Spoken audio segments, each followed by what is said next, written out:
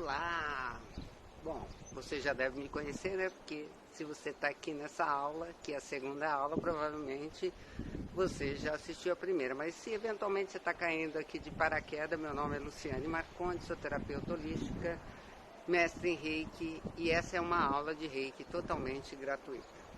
Nessa segunda aula eu quero falar um pouquinho sobre a história do Reiki. Quero deixar claro que existem algumas versões com relação à história do Reiki, e eu vou contar aqui um pouquinho sobre aquela que me pareceu um pouco mais confiável, ou que me tocou.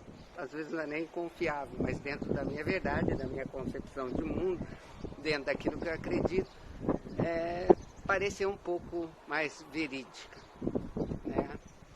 O Reiki é uma técnica que ela foi redescoberta por Mikao Usui em 1922, e ele redescobriu por quê? Porque a técnica de cura através da imposição das mãos, existem relatos muito mais antigos com outra nomenclatura, outro nome, mas que trazendo para esse momento atual, a gente pode considerar que o Reiki já existia, que era essa forma de canalização da melhor energia do universo, fazendo a cura, potencializando a cura.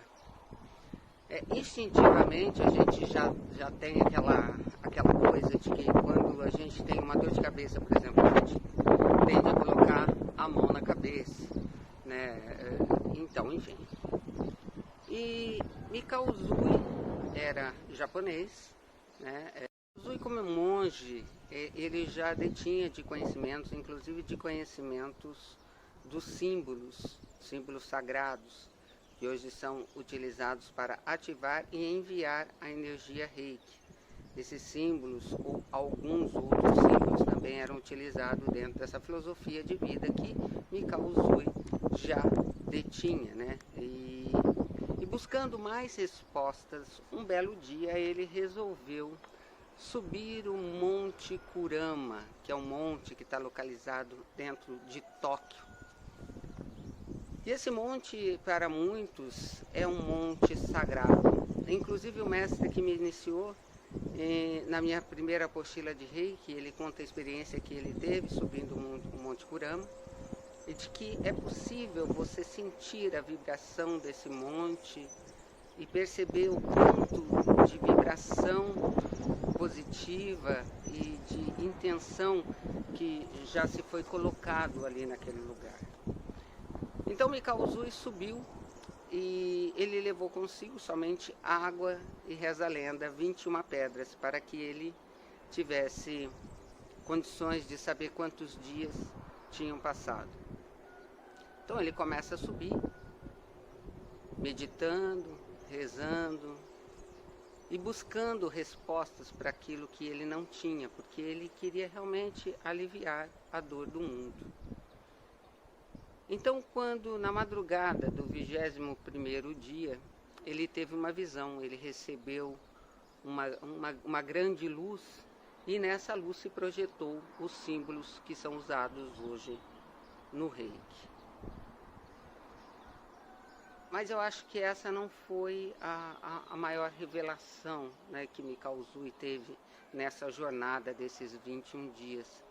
Eu acredito que a grande transformação dele tenha sido mesmo de dentro para fora, e de que todas as respostas estão dentro de nós, enquanto a gente acaba buscando sempre fora de nós. E daí a importância de você se isolar do mundo, meditar, rezar e jejuar.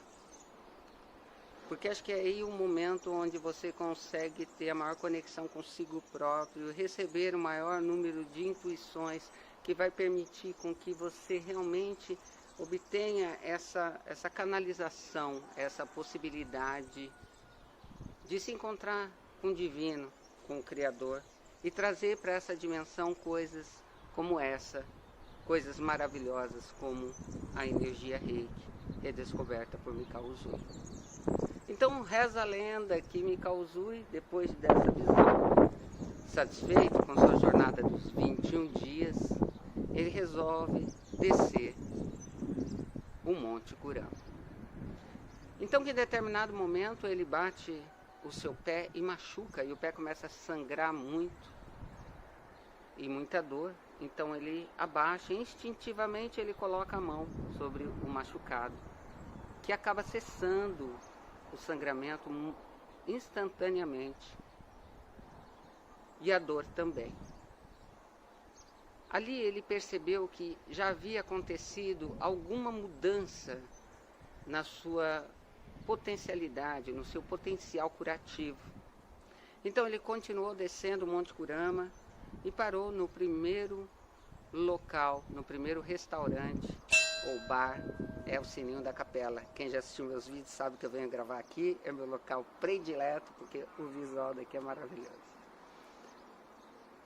Então, a hora que ele entrou nesse restaurante, nesse bar, ele pediu um café completo.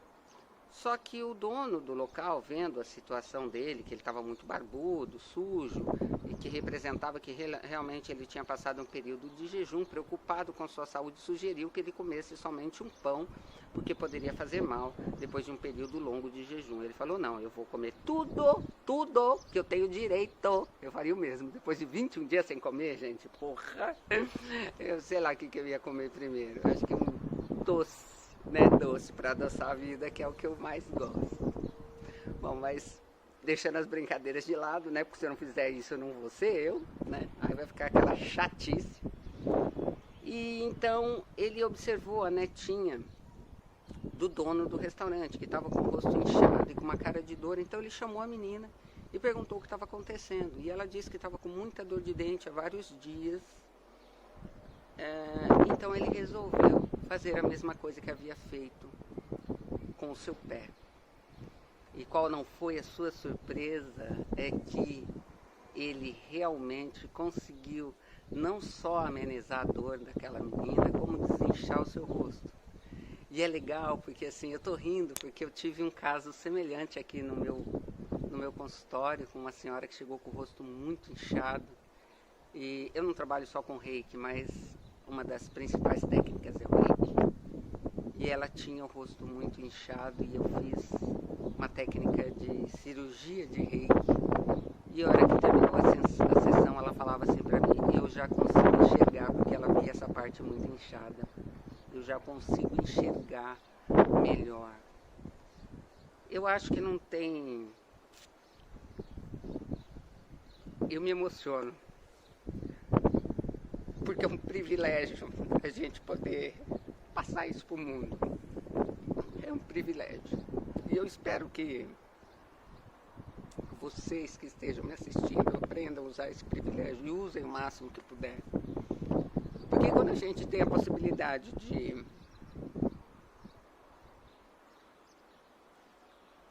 amenizar uma dor que seja de alguém,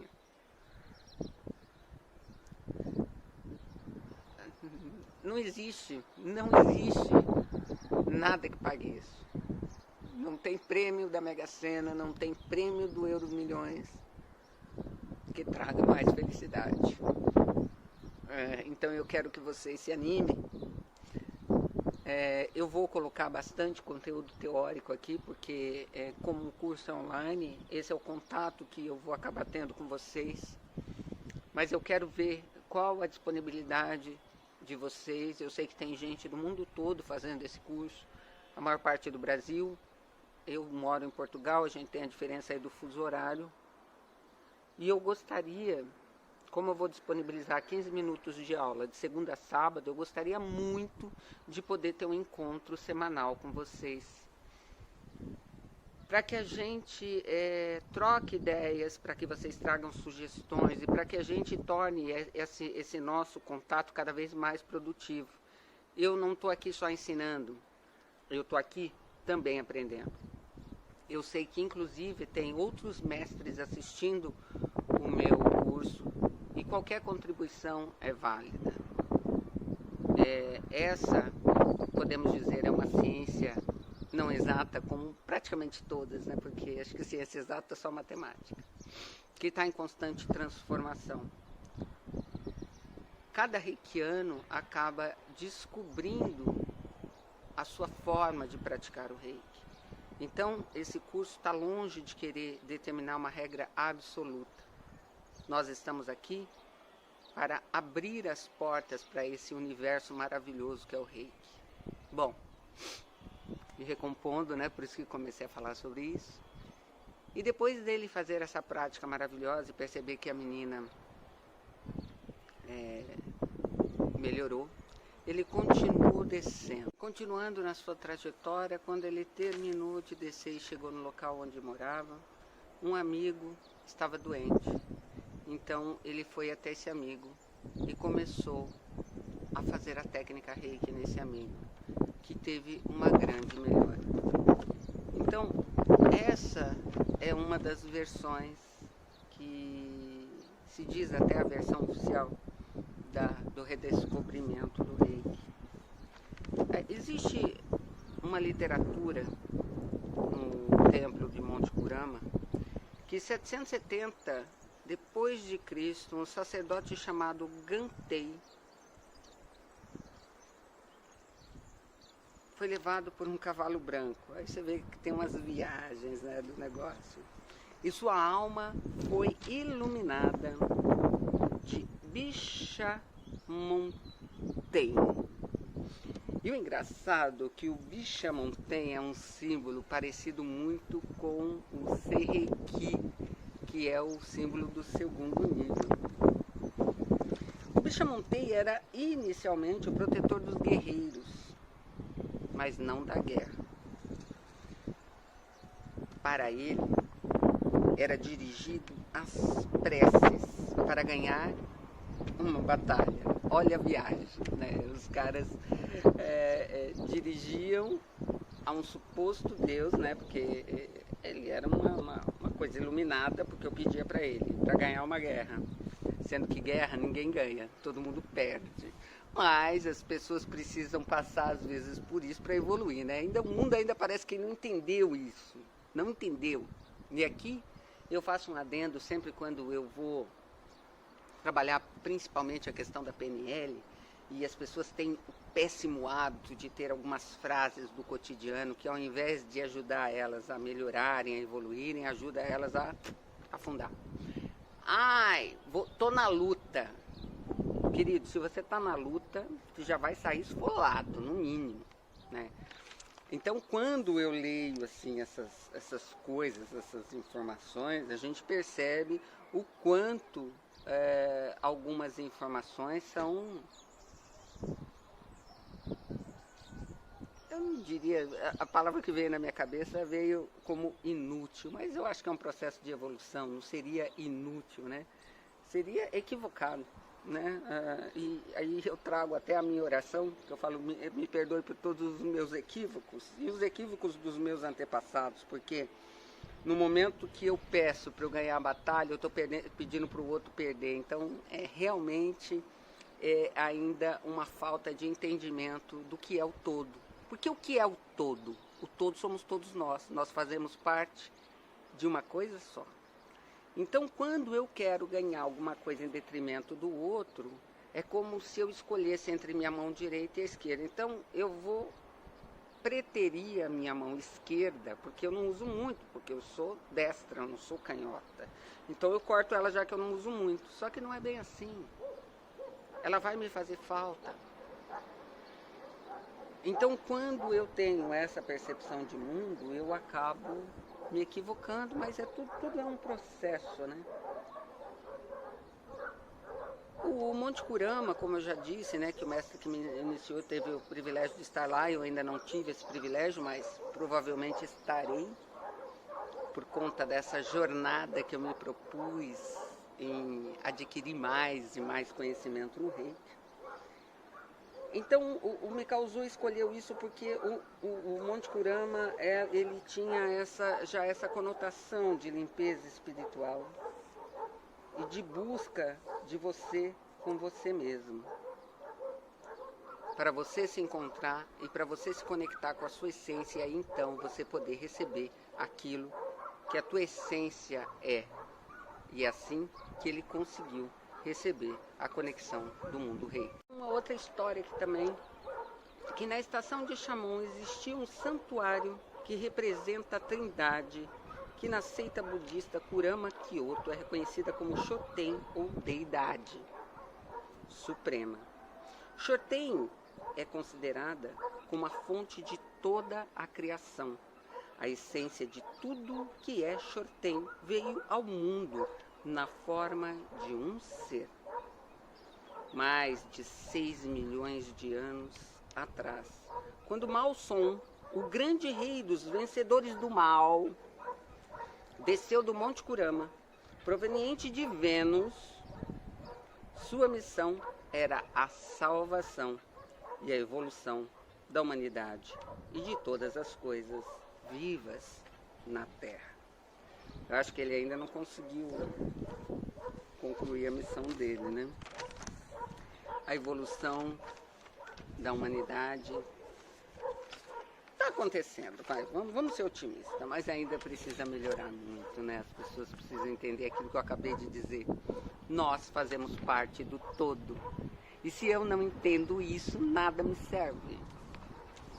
Tudo que eu faço para prejudicar o outro, eu primeiro estou me prejudicando. Dizes também que Mao Song encarnou o espírito da terra, residindo dentro de uma árvore de cedro no topo da montanha. Aí a gente tem uma série de contradições até daquilo que a gente acaba criando como verdade dentro daquela concepção daquilo que a gente estudou, né? Dizer que um ser humano voltou a ser árvore vai um pouco contra, né, aquela evolução natural. Então, se a gente partir do reino mineral, hominal, animal, hominal, então quer dizer, o cara regrediu um pouco fantasiosa no meu ponto de vista essa colocação. Esse espírito emanado do Monte Kurama até hoje. Eu acho que era uma forma metafórica deles colocarem que ali naquele Monte Kurama existia um potencial energético maravilhoso e que trazia histórias de várias pessoas, porque a nossa vibração ela continua no plano físico, mesmo quando a gente parte para outras dimensões. E o Shoten manifesta-se na Terra como amor, luz e poder. Aí eu tenho que acreditar e concordar, porque o Reiki é tudo isso: amor, luz e poder. Quanto mais amor você coloca numa transmissão de Reiki, mais poder você tem, mais luz você recebe. E é tão maravilhoso isso, que você recebe e dá, recebe e dá. E a troca, ela é tão profunda que quanto mais eu dou, melhor eu fico.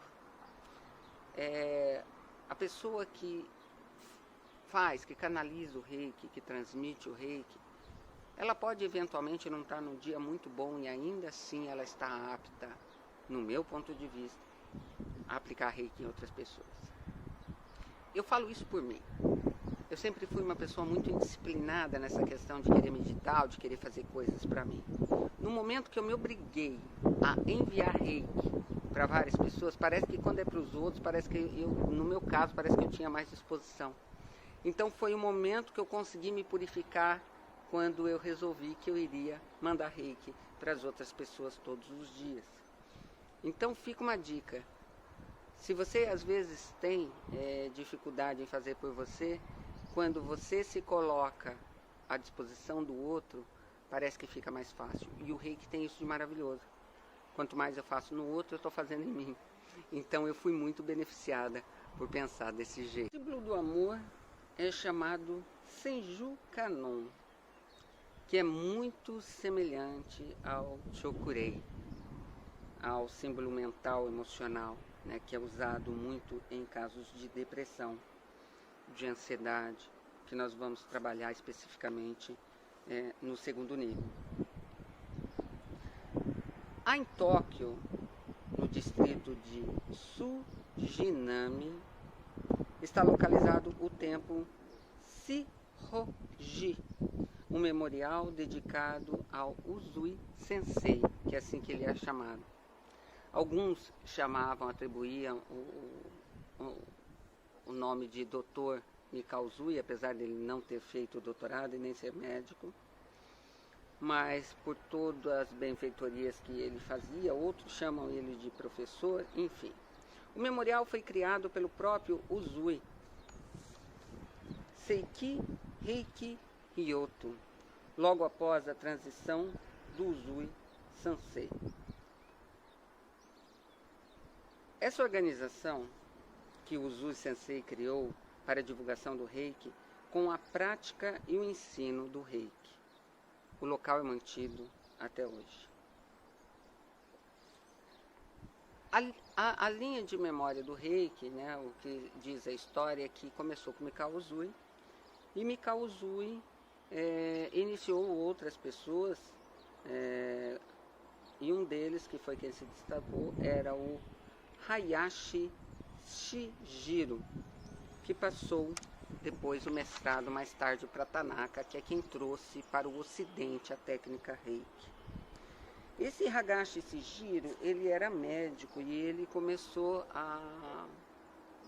ele criou uma própria técnica de cura, juntando com as técnicas que ele já utilizava como médico. E a clínica dele ficou muito conhecida, ele foi muito bem sucedido. Inclusive, uma das pessoas que acabou se tratando com ele foi a Tanaka, que foi ela que trouxe o Reiki para o Ocidente. Tanaka, em determinado momento da vida, foi diagnosticado com vários problemas de saúde e ela estava já no corredor para ser operada quando ela teve uma intuição muito forte e ouviu que aquela cirurgia não era necessária. E ela, assustada, abriu os olhos. Onde estou? Quem sou eu? Fechou o olho e ouviu de novo que a cirurgia não era necessária e ficou encafifada com aquilo. Então ela chamou o médico e falou: então, doutor, existe uma alternativa para eu não operar? Aí ele falou: existe. E explicou dessa clínica que fazia esse tratamento holístico com o Reiki. Então ela passou a se tratar todos os dias com essa técnica e acabou se curando.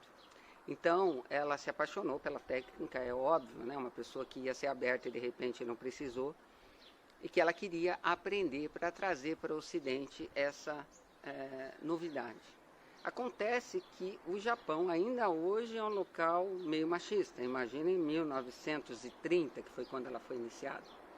Houve, por parte dos mestres da comunidade que detinha esse conhecimento do Reiki, uma certa restrição em querer passar esse conhecimento para uma mulher. Mas ela insistiu tanto que eles acabaram passando. E ela então se tornou a primeira mulher mestre em Reiki. E foi ela que iniciou mais de 20 mestres no Havaí. E que esses 20 mestres se espalharam pelo mundo. E hoje nós somos mais de 1 milhão de reikianos no mundo, contribuindo para a evolução do planeta, contribuindo para que essa energia, a melhor energia do universo, seja canalizada e seja colocada de fato onde ela deve estar. Aqui eu ia falar aqui no Brasil. Eu estou aqui em Portugal, mas eu vou falar do Brasil. No Brasil, o primeiro curso de Reiki chegou em 1983. E um dos grandes pioneiros do Reiki brasileiro é o Johnny de Carli, que é o mestre do meu mestre. Tem muito material dele na internet. Sugiro que vocês assistam. Ele é um cara de grande conhecimento teórico. Vale a pena. Eu mesma, para fazer essa parte aqui, eu usei tanto o livro dele quanto vídeos e eu recomendo. Longe de querer esgotar as possibilidades dessa nossa conversinha aqui sobre a história do Reiki, tem muito material na internet. A apostila que eu vou disponibilizar para vocês vai ter um pouquinho da história também para vocês relerem se acharem conveniente. Mas é isso. Eu acho que deu para trazer o recado e vamos que vamos. Até a próxima aula.